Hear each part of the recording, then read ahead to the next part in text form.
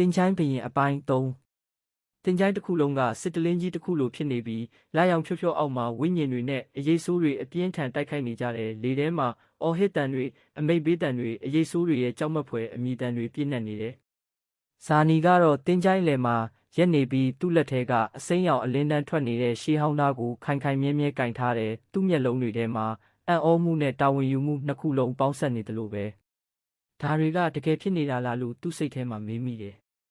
မကြခင်မှာပဲအရေးဆိုးတစ်ကောင်ကဝိညာဉ်တစ်ယောက်ကိုလက်ရှိကြီးနဲ့ဖမ်းလိုက်ပြီးမြေကြီးပေါ်ကိုပစ်ချလိုက်တယ်။အဲ့ဒီဝိညာဉ်ကအလင်းတန်းတေးသေးလေးလိုပျောက်ကွယ်သွားတယ်။အဲ့ဒါကိုမြင်လိုက်တဲ့ဇာနီရဲ့စိတ်ထဲမှာတခုခုခြောက်လန့်တယ်လို့ဖြစ်သွားတယ်။ဒီလိုမဖြစ်စေရဘူး။သူဓာတ်ကိုတင်းတင်းကင်လိုက်ပြီးရှေ့ကိုလှမ်းပြေးလိုက်တဲ့အရေးဆိုးတစ်ကောင်ဇာနီစီကိုခုန်လာတာနဲ့သူဓာတ်ကိုလှည့်ခုတ်လိုက်တယ်။ချက်ချင်းပဲအစိမ်းဖြော့ရောင်အလင်းတန်းကြီးတစ်ခုထွက်လာပြီးအရေးဆိုးကိုထိုးဖောက်သွားတယ်။အဲ့ဒီအရေးဆိုးကအော်ဟစ်တန်ကြီးနဲ့အခိုးအငွေ့လိုပျောက်ကွယ်သွားတယ်။ဇာနီကိုယ်တိုင်တောင်အံ့ဩသွားတယ်။ငါဒီလိုလုပ်နိုင်တာလား။သူ့နောက်ဖက်မှာရက်နေတဲ့တရဖူဆောင်းထားတဲ့အနက်ရောင်ဝတ်စုံတဲ့လူကတော့အေးဆေးစွာကြည့်နေတယ်။သူ့မျက်နှာမှာတိတ်တိတ်လေးအပြုံးတစ်ခုပေါ်လာတယ်။ဟုတ်တယ်။မင်းလုံနိုင်တဲ့ဇာနီလို့အေးဆက်တဲ့အတန်နဲ့ပြောလိုက်တယ်။ဇာနီကချက်ချင်းလှည့်ကြည့်လိုက်တယ်။ခမညာဘသူလဲ။ဘာလို့ကျွန်တော်ကိုဒီလိုပြောနေတာလဲအဲ့ဒီလူကခြေလန်းနှစ်လန်းလှမ်းလာပြီးဇာနီနားမှာရက်လိုက်တယ်လာရောင်အောက်မှာသူ့ရဲ့တရဖူကအနှဲငယ်တောက်ပနေတယ်ငါကဒီနေရာရဲ့အရင်ကဘရင်ဇာနီကမျက်လုံးပြူးသွားတယ်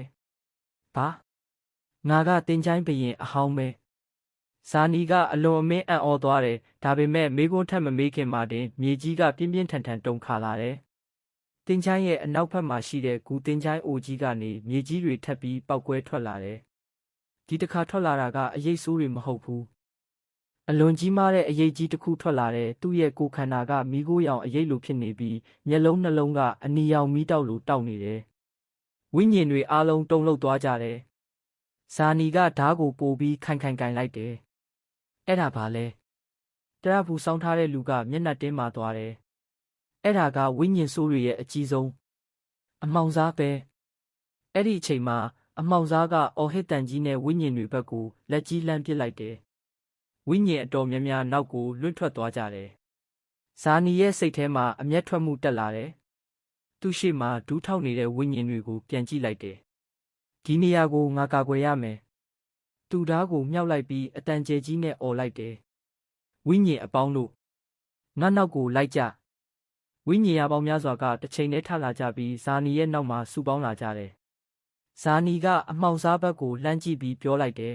။ဒီနေရာကငါနယ်မြေပဲ။သူပြေးသွားပြီးဓားကိုအပြင်းထန်ဆုံးလှည့်ခုတ်လိုက်တယ်။အလင်းတန်းကြီးတစ်ခုပောက်ကွဲထွက်လာပြီးအမှောင်စားကိုထိသွားတယ်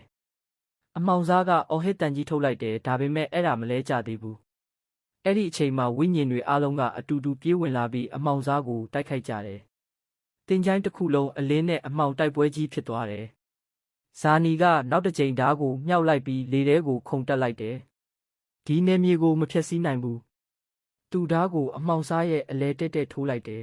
။ချက်ချင်းပဲအစိမ်းရောင်အလင်းတန်းကြီးပောက်ကွဲထွက်လာတယ်။အမှောင်စားရဲ့ကိုယ်ခန္ဓာကအပိုင်းအစတွေဖြစ်ပြီးတဖြည်းဖြည်းအခိုးငွေ့လိုပျောက်ကွယ်သွားတယ်။တစ်ချိန်တည်းမှာတင်ချိုင်းတစ်ခုလုံးပြန်ပြီးငြိမ်သက်သွားတယ်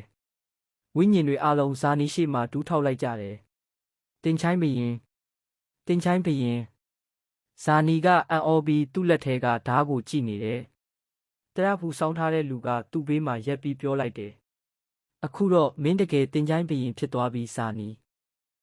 နီကမေးလိုက်တယ်။ဒါဆိုအမှောင်ထုက